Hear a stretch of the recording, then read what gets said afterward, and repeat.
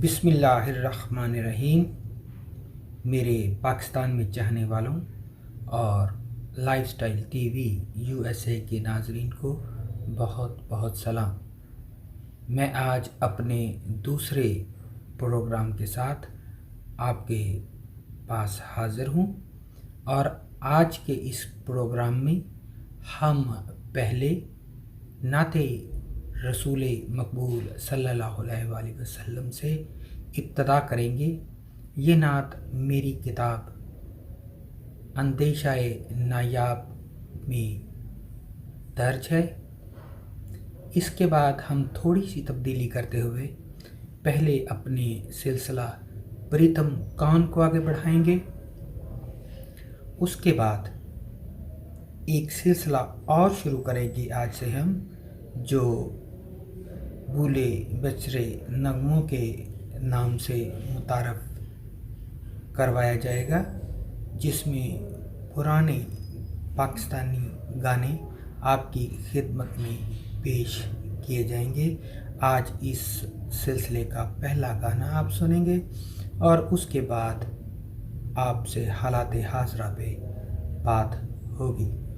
तो आइए चलते हैं नाते रसूल मकबूल सल्लल्लाहु अलैहि वसल्लम की तरफ, जिनके दम से इस कायनात का सारा हुस्न है और वो वजह कायनात है। मेरे आका मुझे उल्फत में ही जीना दे दो, मेरे आका मुझे उल्फत में ही जीना दे दो, आँखें हूँ बंद मुझे अक्से मदीना दे दो।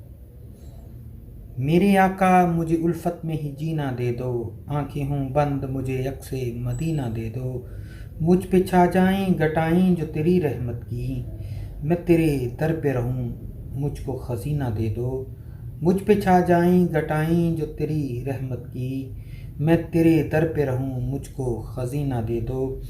धड़के सीने में जो हर गाम मोहब्बत तेरी, धड़के सीने में जो हर गाम मोहब्बत तेरी, मेरी धड़कन को वो अज़मत वो करीना दे दो। हो सहारा मुझे तेरी ही शफाअत का फ़कत, हो सहारा मुझे तेरी ही शफाअत का फ़कत, रोज़ महशर जो उभारे वो सफ़ीना दे दो। हो सहारा मुझे तेरी ही शफाअत का फ़कत, रोज़ महशर जो उभारे वो सफ़ीना दे दो। दुआ शाहिद की ज़ुबां पर है यही मेरे हजूर, दुआ शाहिद की ज़ुबां पर है यही मेरे हजूर, जो बने खाक मेरा ताज नगीना दे दो। दुआ शाहिद की ज़ुबां पर है यही मेरे हजूर, जो बने खाक मेरा ताज नगीना दे दो। बहुत बहुत शुक्रिया। अब हम चलते हैं अपने दूसरे हिस्से की जानब। जैसा कि मैंने आपको बताया था कि ये मेरी किताब प्रीतम कौन से लिया गया है और इसका सिलसिला वहीं से जोड़ते हैं जहाँ से पिछली दफ़ा हमने मुनक़ता किया था। तो इसके अगले सफ़ों पे लिखा है, इंसान समझ नहीं पाता नेक अमाल पे जन्नत इनाम है, तरगीब है या लालच है। हमारे इन मानी में रब की रज़ा कहाँ रह गई है। हर कोई नेकी जन्नत के हसूल में कर रहा है। इंसान का सबसे बड़ा दुश्मन तो उसका वो तक़वा है जो उसे उसकी नज़र में हर एक से अफजल बना देता है कि वो दूसरे इंसानों को घटिया, हकीर और दोज़ख का माल समझने लग जाता है और ख़ुद हर वक्त जन्नत में मिलने वाली हूरों के गिर्द ही गुनगाता रहता है।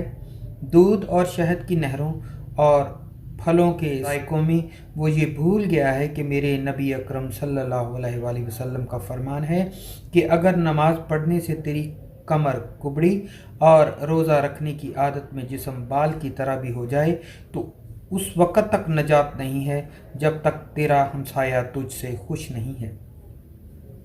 हर ज़रूरत को मतलब कहते रहोगे तो फिर माल कहाँ संभाल के रखोगे। एक दिन ये माल यहीं रह जाएगा और इसके हकीकी से महरूम कर दिए जाओगे।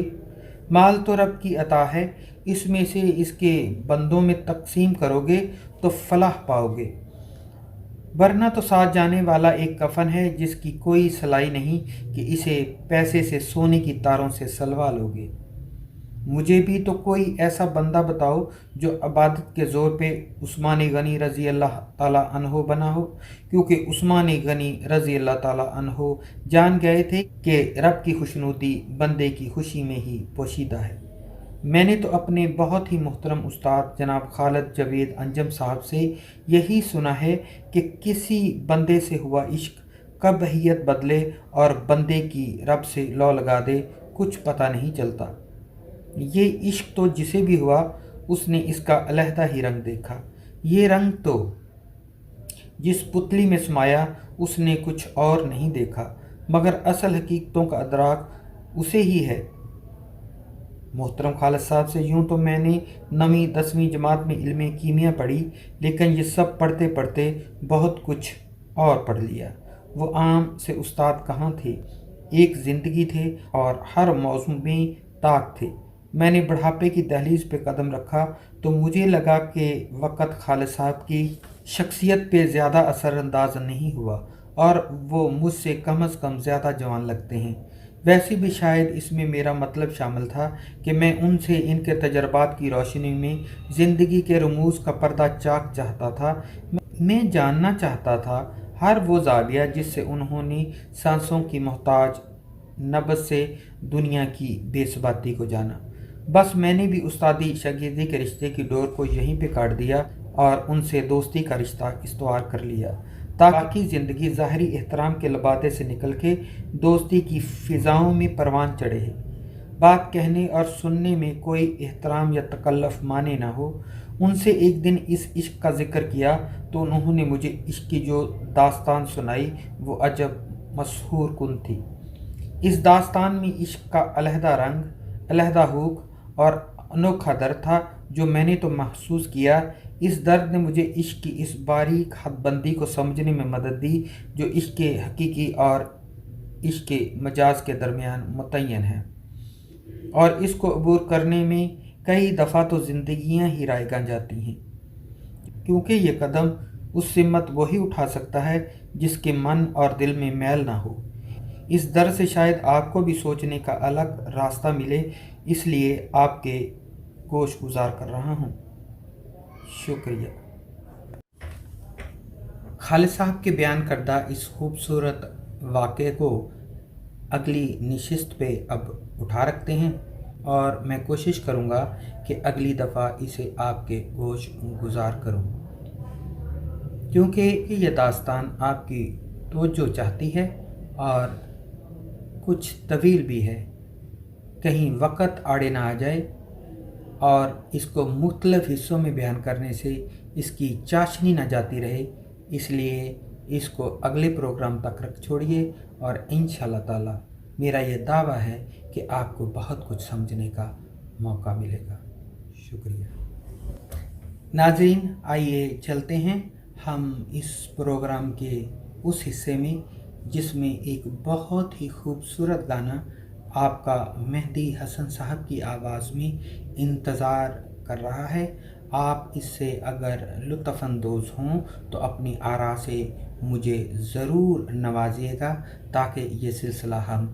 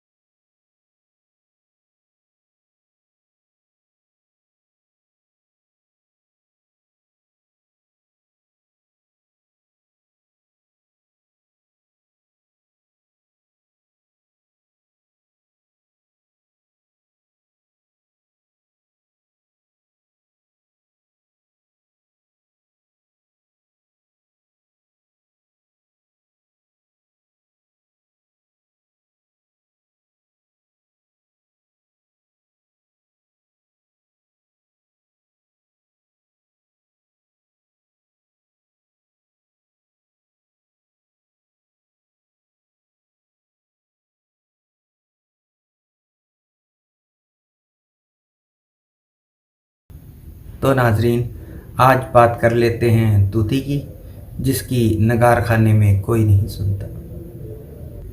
और यही कहावत है कि नगार खाने में तूती की कौन सुनता है। लेकिन शायद हालात इस नहज पे पहुंच चुके हैं कि तूती तो खुद अपनी भी नहीं सुन पा रहा। कोरोना के वबा और बेबाक होता तूती शायद अपने अपने नगार खाने में तुंद व तेज आवाज़ों में फैसला ही नहीं कर पा रहा कि उसे क्या करना है, या फिर वो ज़िंदगी मौत के तसव्वुर से यूं आगे निकल चुका है कि जहां माजी की तरह वो इसे रब की रज़ा समझते हुए कैसे भी हालात से गुजर जाने को तैयार है। आज की सियासत के सीने में दिल कहाँ। लंदन का बासी बज़ाहर इलाज की गर्ज से ठहरा, अब बेटी के तकाजे के सामने वतन वापसी का ख़्वाहां इसलिए नहीं है कि धर लिया जाएगा। दूसरी तरफ सियासी घराने में मंगनी के लिए दावत नामों पे कोरोना के मनफी होने की शर्त बताती है कि नगार खाने के बड़ों को अपनी सेहत व तंदुरुस्ती की फ़िक्र है, और शाहों के मेहमान भी तो शाह ही हुआ करते हैं, और इस आफत में शाहों पे भरोसा नहीं, इसीलिए तो उन्हें भी कोरोना टेस्ट का रिज़ल्ट ईमेल करने के अहकामात हैं। अगर ऐसा नहीं तो ख्वाजा आसिफ साहब को देख लीजिए, अपने दोस्तों को कोरोना की अफरीह से डराते सियासी बैठक से यूं उड़न छू हुए कि किसी ने उनकी फिर हवा तक न देखी। लेकिन जब बात तूती की आती है तो ना उसे किसी दावतनामे की ज़रूरत है और ना ही इस पे कोरोना के मनफी टेस्ट की शर्त। उसे तो शाहों को कामयाब करने के लिए नगार खाने के शोर में नाचने के लिए आना है। उसे तो हाथ बुलंद करके वादे करने हैं कि उसका मरना उनके लिए ही है। कौन इस तूती का इस्तेहसाल नहीं कर रहा। जलसा सवात का हो या हाफजाबाद का, बात गिलगित बल्तिस्तान की करूं या फैसलाबाद की, हुकूमत कोरोना पे लेक्चर देती कब तूती के लिए मुतफक्कर है। उस तो ये फिक्र है कि इस वक्त तूती का सड़कों पे होना हुकूमती मफाद में नहीं। हिज़्ब मुखालफ की बात करूं या PDM की, उसे मुल्की हालात की अबतरी के लिए तूती सड़कों पे चाहिए। इसीलिए कोई किसी की बात कहाँ सुन रहा है। जैसे कि मैंने पहले लिखा, तूती भी कब अपनी सुन रहा है, वो तो उनसे अपनी वफादारी का सिलसिला निभा रहा है। जो स्टेज पे सजे बैठे हैं वो अपने अपने कोरोना मनफी होने का सर्टिफिकेट भी तो हाथ में लिए बैठे हैं कि एक दूसरे को दिखा के खुश हैं कि वो इस मूजी बला से दूर हैं और तूती के मासूम जज्बात को भड़का रहे हैं।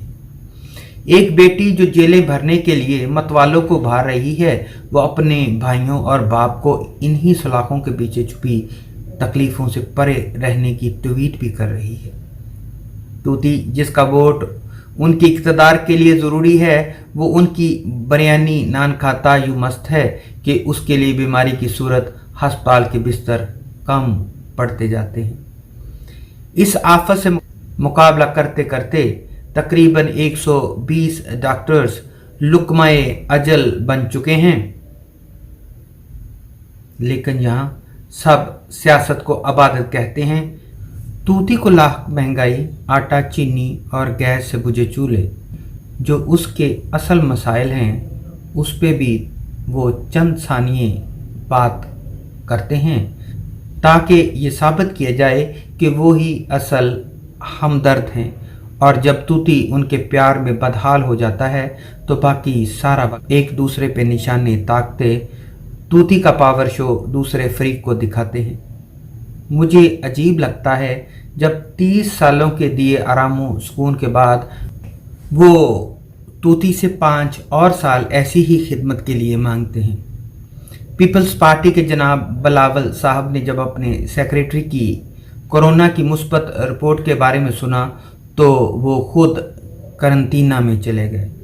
खुदा उन्हें इस बीमारी से महफूज रखे, आमीन। लेकिन करंतना में जाने का मतलब है कि अगर उनमें अब वो वायरस मौजूद है तो उनके किसी दूसरे ख़ानदान के रुकन को ये वायरस ना लगे और जब वो साफ़ो शफाफ हो जाएं तो इस करंतना से बाहर निकल आएं। काश यही पैमाना हमारे प्यारे तूती के लिए भी होता। अब जब भी मुल्की रहनुमाओं को कोरोना में इनके सियासी किरदार के मतलब बताया जाता है कि तूती की सेहत और तंदुरुस्ती कितनी ज़रूरी है, वो किस डटाई से कहते हैं कि हम तो जलसा सजाते हैं, तूती को कहाँ बुलाते हैं, वो तो खुद ब खुद वहाँ आ जाते हैं। तो मेरा उनसे ये सवाल है कि अगर तूती को समझ नहीं है तो आप जलसा किस के लिए सजाते हैं? आप चंद दिन इस सियासी सिलसिले को टीवी शोज तक क्यों महदूद नहीं कर देते ताकि माशाल्लाह हमारा तूती भी तो महफूज रहे। अगर इक़्तिदार इतना ही अजीज़ है तो अपने 30 साल का हिसाब भी ईमानदारी से सामने रखें। अगर कारखाने लगाए होते तो लोगों के पास रोज़गार होता, अगर हस्पताल बनाए होते तो इलाज की सहूलत होती, अगर पानी साफ़ किया होता तो पीने का पानी होता, अगर कपास के बीज की रिसर्च पे जोर दिया होता तो आज कपास की जगह गन्ने ने ना ले ली होती और हम मुल्की कपास की कीमत के मुकाबले में एक मन कपास पे 500 से 900 रुपए अपनी सनत को चलाने के लिए जायद न भर रहे होते। पंजाब से कपास की सफाई और गन्ने की फसल से तब्दीली किन चीनी के कारखानों के मालकान के नाम है? काश वो जब जलसा करें तो बताएं कि कैसे वो इन कारखानों को उखाड़ के कपास पैदा करने वाले इलाकों में ले गए थे और अदालत के हुक्म के बाद भी उन्हें वापस नहीं लाए। यहाँ तो हर 15 से 25 हज़ार के मुशायरे पे मुलाजम के अकाउंट से अरबों रुपए निकल रहे हैं, लेकिन वो है कि उसकी भूख से जान भी निकली हुई है। अगर इनके 30 साल मिसाली थे तो मुल्की मसाइल किसके पैदा किए हैं, ये फिर किसी को क्यों मालूम नहीं? अद्वियात की बात होती है तो दें PIC लाहौर अस्पताल में जाली दवाई से मरने वालों का हिसाब। वो मेरे तूती की मौतें किस रजिस्टर में लिखी हुई हैं उन्हें भी आश्कार करें। अगर मौजूदा हुकूमत की बात करूं तो वो भी सिर्फ तूती को सबज बाग दिखा रही है, लेकिन अंदर से नाकामी की तस्वीर है। मुल्क में अगर मईशत के सब इशारे दुरुस्त हैं तो वो भी तो तूती को दिखाएं कि इस मुस्बत मईशत के असरात उसकी ज़िंदगी को कैसे बदल रहे हैं। तूती की किस्मत में तो महंगाई बेरोज़गारी है। आप जितना मर्जी और जब तक मर्जी इसे हिंसों और कागज़ों के खेल में उलझाए रखें। मुझे तो ये पता है कि खुदा ने आज तक उस कौम की हालत नहीं बदली जो अपने हालात बदलने को खुद हाथ पांव नहीं मारती। हिम्मत मर्दा में ही मदद खुदा होती है। इसलिए मेरी तो तूती सी इस्तदा है कि वो उनके नगारखाने से निकले और नगारखाना चलाने वालों को अपने दर पे बुलाए और उनकी सुनने की बजाय अपने सुनाए, तो ही उसको अपनी दुश्वारियों से निजात मिलेगी, नहीं तो इस नगारखाने में उसकी कोई नहीं सुनेगा। बहुत बहुत शुक्रिया।